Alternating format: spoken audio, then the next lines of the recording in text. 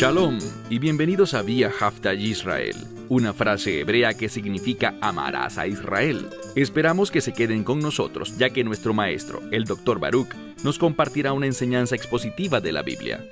El Dr. Baruch es profesor titular del Instituto Sera Abraham, con sede en Israel. Aunque todos los cursos en el instituto se imparten en hebreo, el Dr. Baruch se complace en compartir esta enseñanza en inglés con doblaje al español. Para más información, visítenos en amarasaisrael.org o descargue nuestra aplicación móvil Mi Estudio Bíblico. Aquí está Baruch y la lección de hoy. Deberías sentirte emocionado por lo que la Biblia dice con respecto a los últimos días. Es una gran bendición poder abrir la palabra de Dios y ver lo que Dios comparte con respecto a este tiempo. Un tiempo de transición, una transición de las cosas como han sido hasta ahora. El mundo normal en el que habitamos, sí, un mundo de tinieblas, un mundo de engaños, un mundo de falsedades, pero a pesar de todo, aquí estamos. Pero este mundo no continuará de la misma manera. Viene un tiempo de transición y estoy convencido de que estamos acercándonos más y más a ese tiempo de transición en el cual Dios empezará a moverse de una manera única, con el fin de establecer su reino. Debemos estar conscientes de las distintas situaciones que Él ha dicho que deben ocurrir para que ese reino llegue, para que el Mesías regrese y para que su palabra se cumpla por completo. Tomen su Biblia y vayan conmigo a Primera a los Tesalonicenses, capítulo 5. Vamos a ver en este capítulo, en sus primeros 11 versículos, que ciertamente hay un énfasis en los últimos días, en los tiempos finales, y encontraremos información sumamente importante sobre lo que debemos saber y sobre cómo somos llamados a vivir. Este conocimiento debe cambiar nuestra conducta, y lo diré de nuevo. Mientras más conozcas la palabra de Dios, más tu vida debería ser transformada hasta cumplir las expectativas que Dios tiene para tu vida, lo que deberías estar haciendo hoy. Las obras son extremadamente importantes para Dios. Insisto, no somos salvos por las obras, pero ¿acaso espera Dios que quienes han sido salvos produzcamos buenas obras de fe? Claro que sí. Iniciamos. Pero con respecto a los tiempos y las temporadas, hermanos. Bien, esta palabra hermanos significa hermanos y hermanas. Es un término inclusivo. Noten que dice con respecto a los tiempos, en plural, y las temporadas, también en plural. ¿Por qué están en plural? Porque debemos ver que existen etapas en los últimos días. Él no está diciendo tiempos y temporadas como un sinónimo para los últimos días. Él quiere que recordemos que los últimos días tienen distintas etapas dentro de ellos, y si no estamos conscientes de eso, estamos en desobediencia. La razón por la que lo digo es porque simplemente, cuando vemos la palabra de Dios, Él nos advierte estas cosas para que podamos velar. Recuerden eso, que podamos velar, ver estas cosas y crecer en fidelidad. Crecer en nuestro compromiso, puesto que lo que Dios ha dicho es efectivamente la verdad, pues lo vemos sucediendo ante nuestros ojos. De nuevo, con respecto a los tiempos y las temporadas, hermanos, no tienen necesidad de que yo les escriba. Les está diciendo, ustedes no necesitan que, con respecto a estos tiempos y a estas temporadas, estas variadas etapas que incluyen los últimos días, no necesitan que les escriba. ¿Por qué? Porque ya esto ha sido escrito. Podemos aprender mucho de los profetas, lo que los profetas revelan con respecto a los últimos días. Y perdónenme si sueno descortés, pero si no estamos estudiando la profecía, estamos en desobediencia. Debemos saber lo que los profetas revelan con respecto a los últimos días, y les compartiré lo siguiente.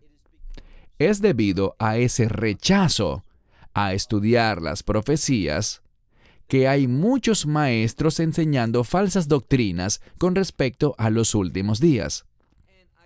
Puedo recordar que me encontraba en Budapest hablándole a un grupo de personas. Era un grupo de trabajadores que tenían la responsabilidad de enseñar la palabra de Dios en una gran variedad de lugares distintos alrededor del mundo. Y había un pequeño grupo de nosotros.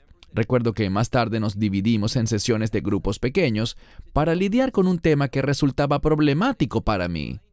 Y el líder de esta organización fue muy amable al permitirme hablar al respecto. Cuando empecé a hablar, se volvió muy claro para mí que cuando mencionaba la profecía por capítulos, muchos de estos maestros no tenían idea de lo que contenían esos pasajes de profecías que deberían ser muy familiares para ellos. Si quieres tener una opinión firme, como muchos de estos líderes las tenían con respecto a los últimos días, especialmente en cuanto a Israel y al pueblo judío, ellos tenían pensamientos muy despectivos con respecto a la tierra de Israel y al pueblo judío. Pero lo que noté es esto: ellos no conocían nada, y no estoy exagerando, no sabían nada de las profecías clave que hablan con respecto a la importancia de la tierra de Israel. Muchos habrán oído de un individuo llamado John Piper. Él emitió una declaración con respecto a si es Israel o es Palestina, y él dijo una y otra vez que no hay derecho sobre la tierra para un pueblo que rompió el pacto. Este sujeto no paró de decir que el pueblo judío es un pueblo que rompió el pacto, y aquí está lo que yo le ofrecería como respuesta. Dios prometió traer a su pueblo de vuelta a la tierra, por sus propósitos, no debido a la fidelidad de los judíos, sino debido a la fidelidad de Dios. Y el pueblo judío sí tiene derecho a la tierra de Israel. Cuando han sido desobedientes, Dios en numerosas ocasiones ha enviado a su pueblo al exilio, pero Él los condujo de vuelta a la tierra para que el Mesías viniera por primera vez. Era una necesidad. Y traerá nuevamente a su pueblo a la tierra, al pueblo judío a la tierra de Israel. Él lo hará debido a quien Él es y lo que ha prometido, con el fin de que el Mesías venga por segunda vez y la promesa del reino pueda cumplirse.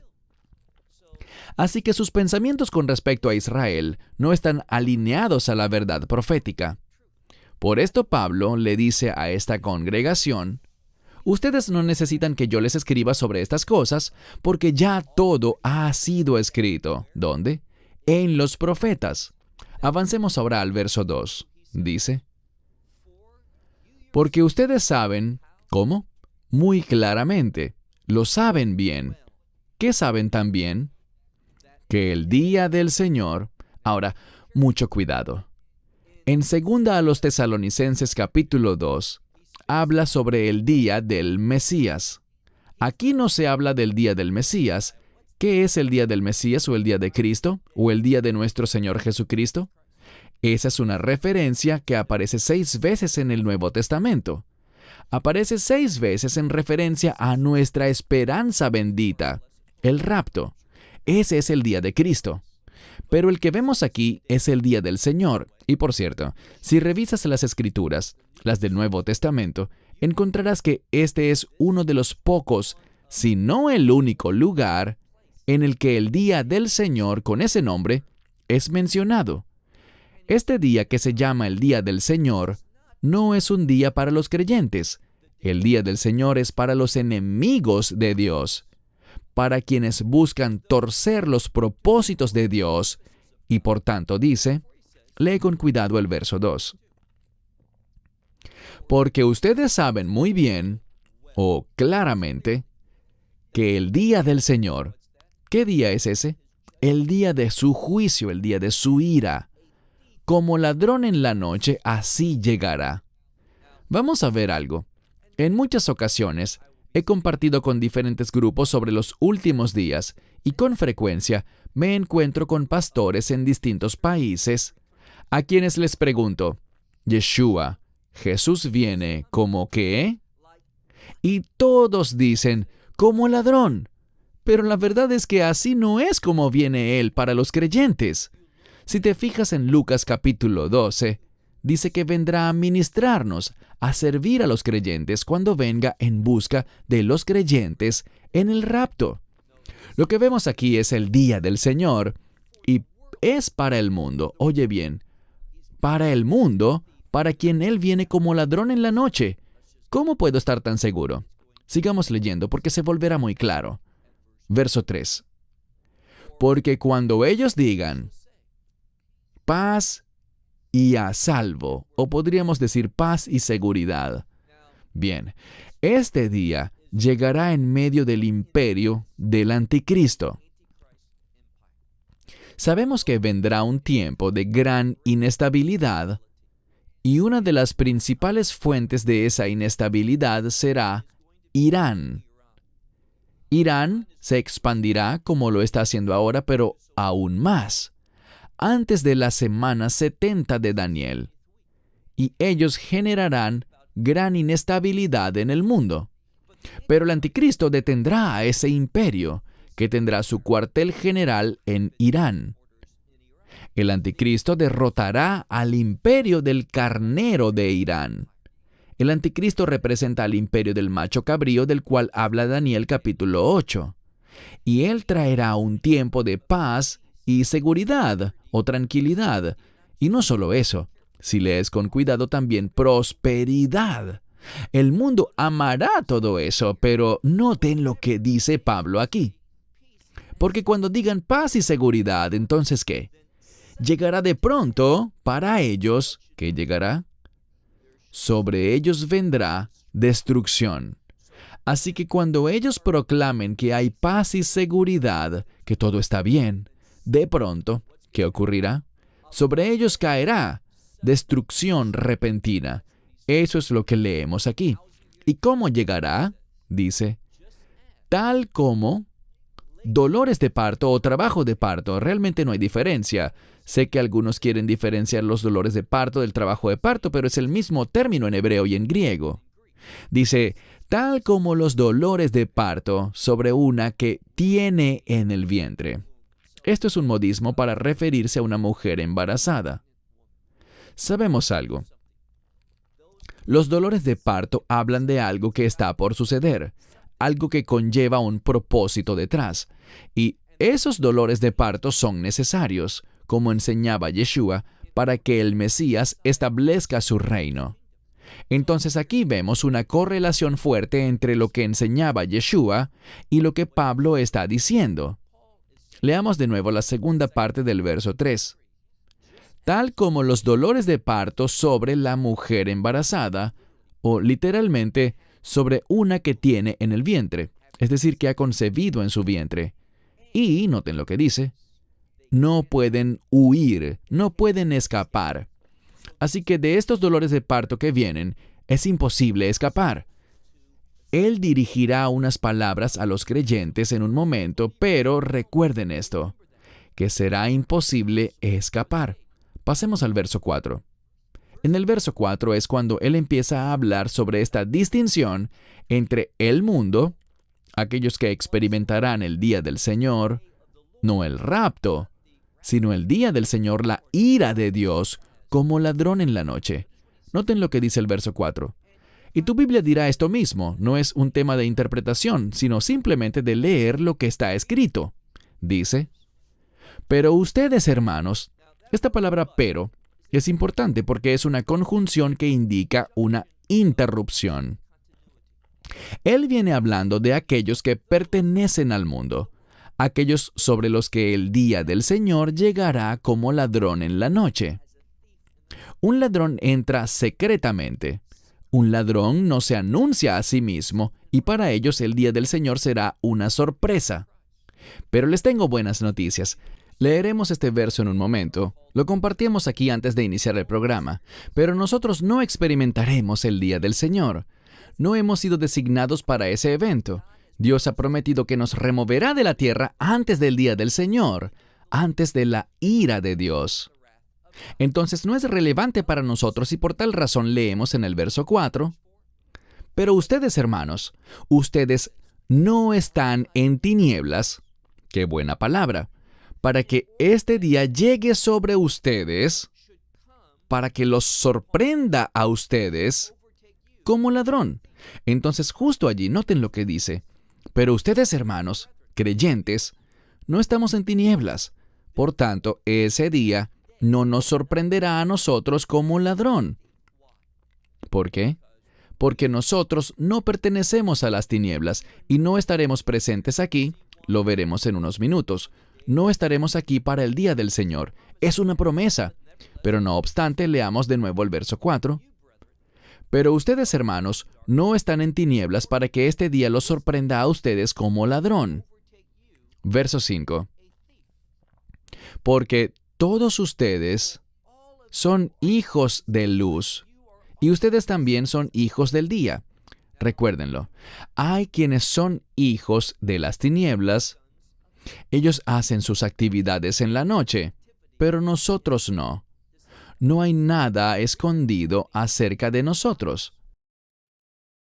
Hemos sido llamados a ser un pueblo transparente, un pueblo de la verdad, un pueblo que quiere testificar.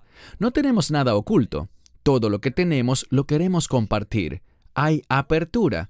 Entonces dice, ustedes son hijos de luz, son hijos del día. Eso es lo que se enfatiza aquí. Y dice, en este pasaje, no pertenecemos a la noche ni a las tinieblas. Recuerden eso. Aquellos que son de las tinieblas y de la noche, ellos son quienes experimentarán el día del Señor, y ese día llegará sobre ellos como ladrón en la noche. No tiene nada que ver con nosotros. Nunca digas cuando hables sobre la venida del Mesías por el cuerpo de creyentes que Él viene como ladrón en la noche. Eso no tiene nada que ver con nosotros.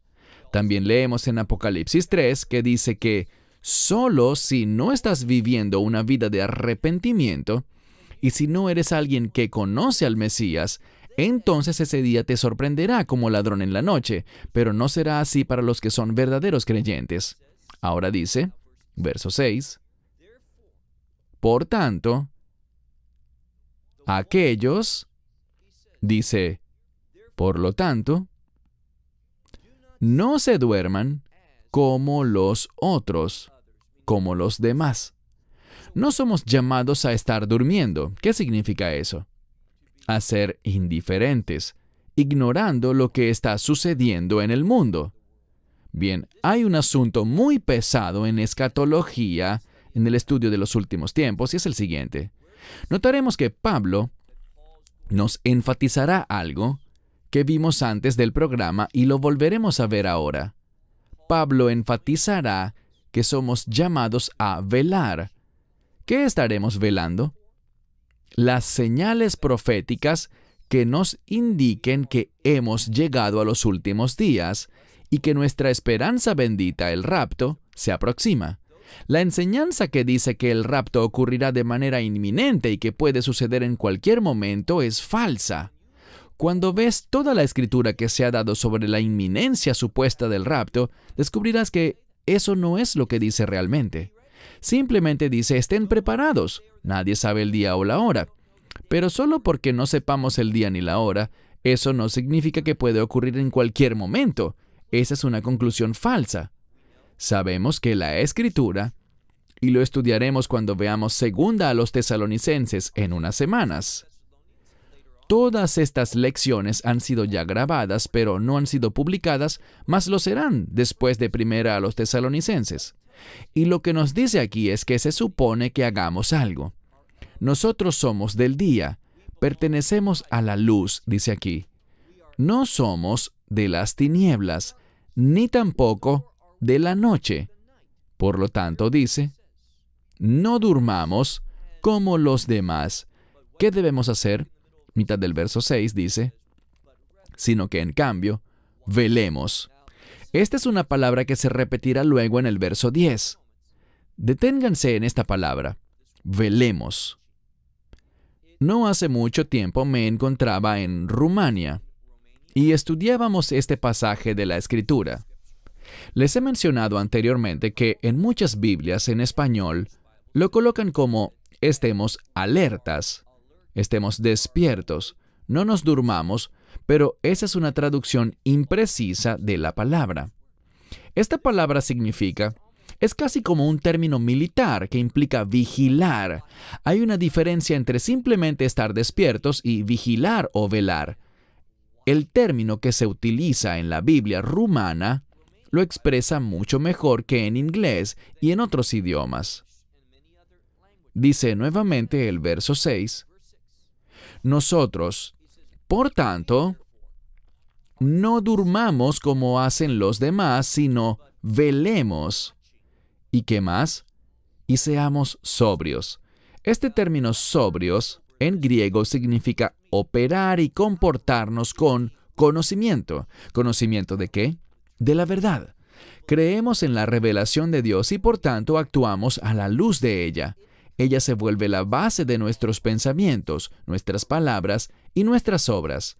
Esto es lo que significa ser sobrios.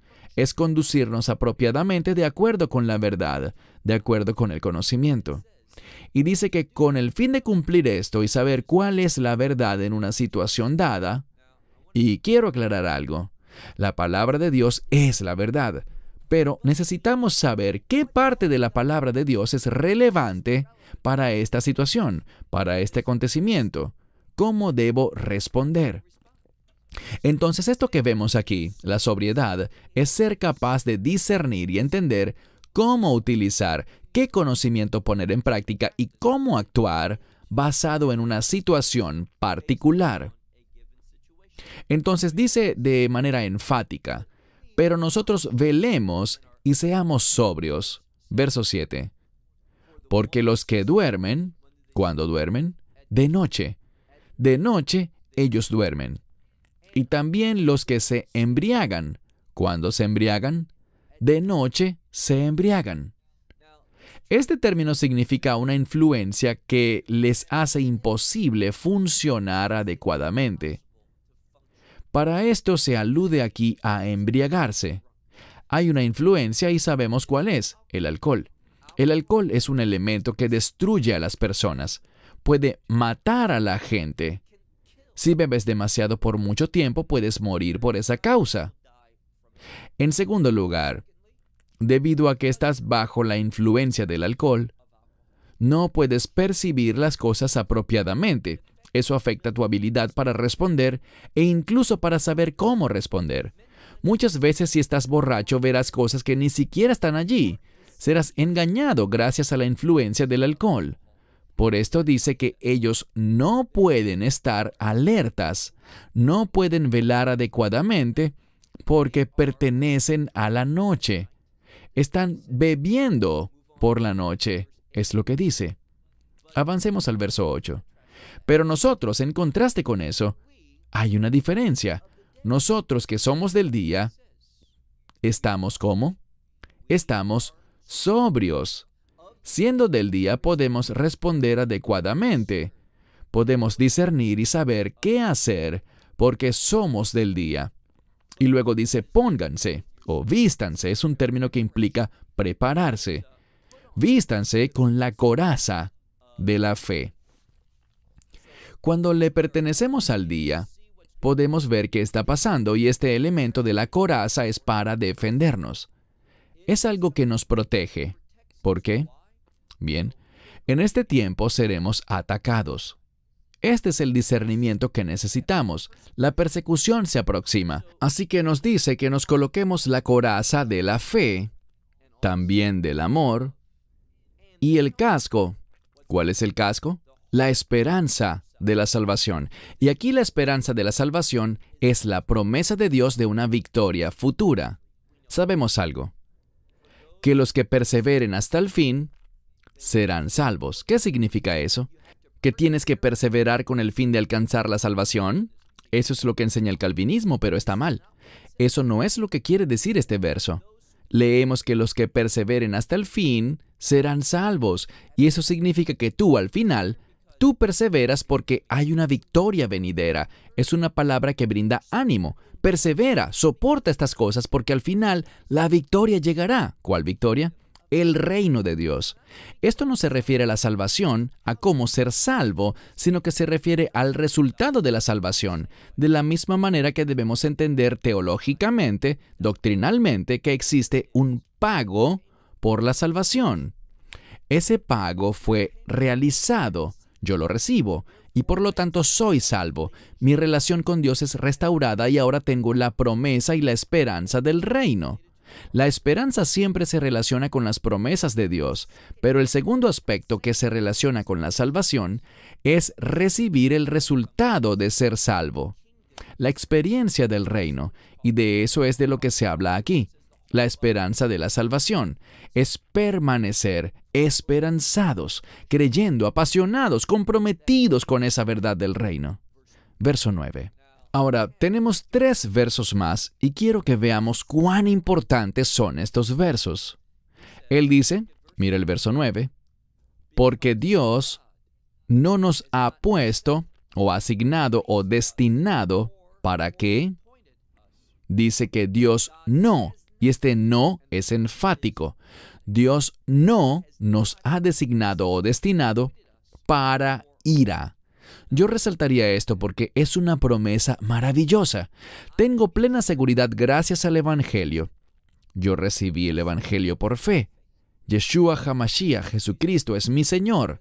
Yo creo que Él murió, como lo veremos aquí, por los pecados, por mis pecados, por los pecados del mundo, para que podamos experimentar la misericordia de Dios, su perdón y su gracia.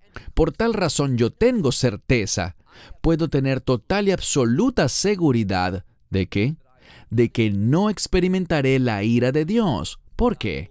Porque Dios me removerá. De eso se trata el día de Cristo. Él me removerá antes de que caiga la ira de Dios. Leemos. Porque Dios no nos ha destinado para ira, sino en cambio, para obtener la salvación. Y de nuevo, cuando dice salvación, aquí esto se refiere a obtener las promesas del reino.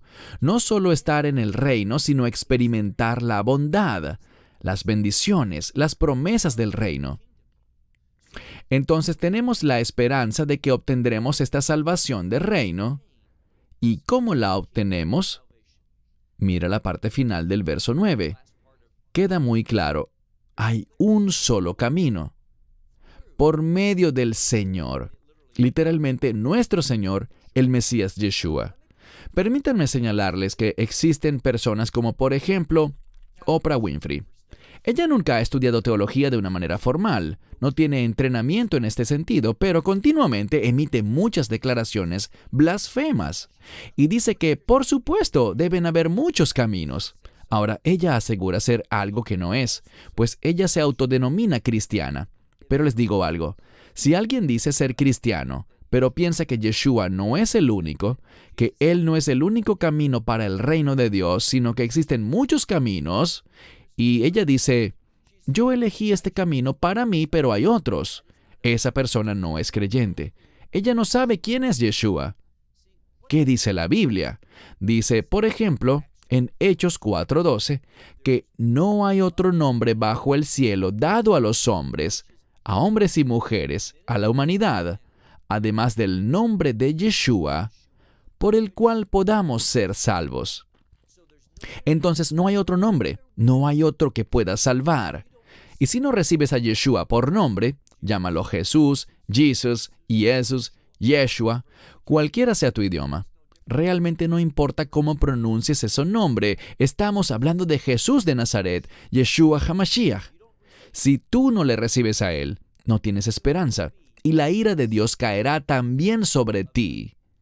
Y a menos de que esta mujer, y no tengo nada personal en su contra, pero a menos de que Oprah Winfrey se arrepienta y reciba al Yeshua de la Biblia, al único Salvador, no hay múltiples caminos al reino de Dios. Pero si ella no se arrepiente, está perdida. Ella debe arrepentirse y recibir al verdadero Salvador, al único Salvador, al único Hijo unigénito de Dios, si no quiere ser objeto de la ira de Dios y de condenación eterna, de perdición eterna. Y esto aplica para todo el mundo, judíos y gentiles por igual. Mi esperanza sincera es que de algún modo ella lo acepte Bien sea porque oiga este mensaje, que obviamente no lo hará, pero quizás alguien más puede acercarse a ella y compartirle esta verdad.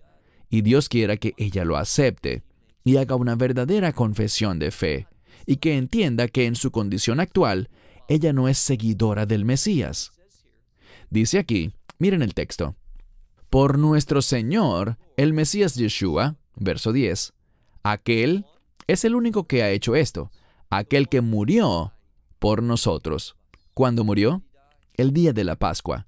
Es solo cuando entiendes lo que significa la Pascua que entenderás lo que su muerte produjo. Ella produjo libertad del castigo y de la autoridad del pecado en la vida de la gente. Para esto Él murió en la Pascua. Y me sorprende cuántas personas no saben que la crucifixión sucedió durante la Pascua, el día 14 del primer mes. Dice aquí, aquel que murió por nosotros, con el fin de que, bien sea que estemos velando.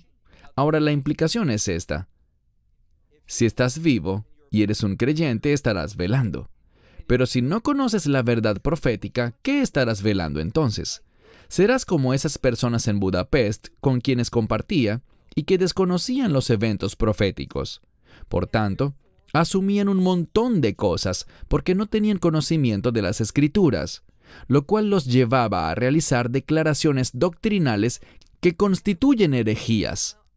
No se trata de que yo o alguien más sea más inteligente, porque les aseguro que estos sujetos tienen mayor coeficiente intelectual que yo, pero ellos no están leyendo profecía. Y hay una bendición que viene cuando leemos profecía. ¿Por qué lo digo? Porque con el fin de entender el libro de Apocalipsis, tenemos que entender lo que decían los profetas de la Tenaj, de la Biblia hebrea, o como se le llama comúnmente, del Antiguo Testamento. No se trata de quién seas o cuán inteligente seas. ¿Estás confiando en tu propio entendimiento como Oprah Winfrey?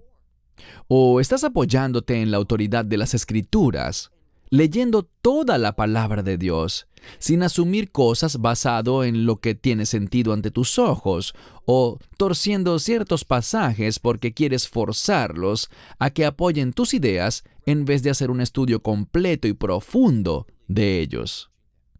Dice aquí, aquel que murió por nosotros con el fin de que, bien sea que estemos velando o durmiendo. Y aquí durmiendo significa que estemos muertos. Velar es lo que hacen los verdaderos creyentes, y velamos atentos a las señales proféticas, a los indicadores proféticos que apuntan a la cercanía del día del Mesías, de los últimos tiempos. ¿Y qué pasará? En la medida que veamos estos eventos proféticos ocurrir, hay muchos de ellos. Una vez que los veas y reconozcas que eso es lo que la Biblia anunció, ser testigos de eso hará que tu fe crezca. Vas a corroborar que lo que Dios dijo, todo lo que ha dicho es verdad. Y por tanto, crecerás en tu fe, compromiso y pasión por las cosas de Dios.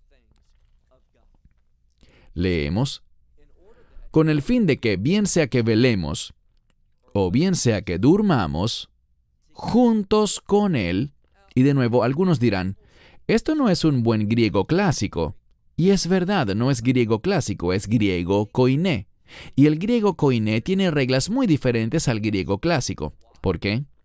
Esto sería redundante, juntos con Él. No necesitas decir juntos, basta con decir con Él, pero esto lo hace enfático. Juntos con Él. Vivamos. Y este término, con Él, es un término de redención. La palabra con, es decir, estar con el Mesías, estar con Dios, solo es posible mediante la redención. Por esto se nos dice anteriormente que Él murió. ¿Para qué murió? Para redimirnos. ¿Cómo lo sabemos? Porque Él murió en la Pascua. ¿Qué es la Pascua? La fiesta de la redención. Si no sabes que Él murió en la Pascua, si no sabes que Él resucitó, como hemos mencionado antes, en el día llamado Rashid, el primer día de la cosecha, cuando la ofrenda se presenta al sacerdote, si no sabes estas cosas, esto oscurecerá tu percepción del Mesías Yeshua. Así que, de nuevo, aquel que murió por nosotros, con el fin de que bien sea que velemos o que durmamos, juntos con Él vivamos. Verso 11. Bien, dentro de unas semanas estaré enseñando este mismo pasaje en un curso que dictaré en Addis Abeba, Etiopía. Y una de las preguntas que estará en su examen final será esta: ¿el entendimiento correcto de la verdad con respecto a los últimos días nos brinda? ¿Qué nos brinda? Nos brinda, fíjense lo que dice aquí, nos brinda ánimo. Tener conocimiento sobre los últimos días produce muchos beneficios, pero de acuerdo con este verso de 1 a los Tesalonicenses 5:11, saber estas cosas nos brinda ánimo. ¿Por qué? Dice, por tanto, anímense unos a otros. Así que conocer estas cosas, compartirlas, son instrumentos de ánimo. Y no solo eso, también edifíquense unos a otros. Conocer la verdad sobre los últimos días anima a la gente y los edifica, les ayuda a fortalecerse en el espíritu, tal como ustedes están haciendo. Pablo estaba feliz con esta congregación de Tesalónica. Estaba feliz con ellos porque tenían un testimonio piadoso. Estaban llenos de amor. Y una de las cosas que hemos venido hablando en las semanas anteriores es cómo esta congregación tenía el espíritu de la ley, es decir, el amor. Ellos amaban, tenían este amor fraternal. 1 Tesalonicenses 4:9. También vimos que debemos demostrar con nuestra conducta el amor unos por otros. No ignoremos las obras prácticas que debemos hacer por el bien de nuestros hermanos. ¿Qué obras? Amar a nuestro prójimo como a nosotros mismos. Y todo esto podrá realizarse únicamente si somos sabios en cuanto a los últimos días. No ignoremos los últimos días. Conocer esto brinda un maravilloso resultado. ¿Qué aprendimos en el verso 11? Conocer la verdad sobre los últimos días te llenará de ánimo y te permitirá ser edificado y edificar a otros mediante el conocimiento de estos eventos de los últimos días. Lo que estamos estudiando es muy importante. No seas como muchos que dicen, bueno, en los últimos días todo saldrá bien, no me hace falta saber lo que pasará. Esa es una actitud necia. No es la manera de pensar de un verdadero discípulo del Mesías. Despierta en ti la pasión por los últimos días. Cierro con esto hasta la próxima semana. Shalom desde Israel. Shalom from Israel. Esperamos que te hayas edificado con el mensaje de hoy y lo compartas con otros. Te invitamos a seguir nuestros estudios cada semana por este canal y por el portal de YouTube de Amarás a Israel. También puedes descargar nuestra aplicación móvil gratuita, Mi Estudio Bíblico. Finalmente, para obtener más información sobre nosotros, visita nuestra web amarasaisrael.org, donde encontrarás otras conferencias de Baruch en audio, video y texto. Hasta el próximo programa. Que el Señor te bendiga en Yeshua HaMashiach, Jesús el Mesías, mientras caminas con Él. Shalom desde Israel.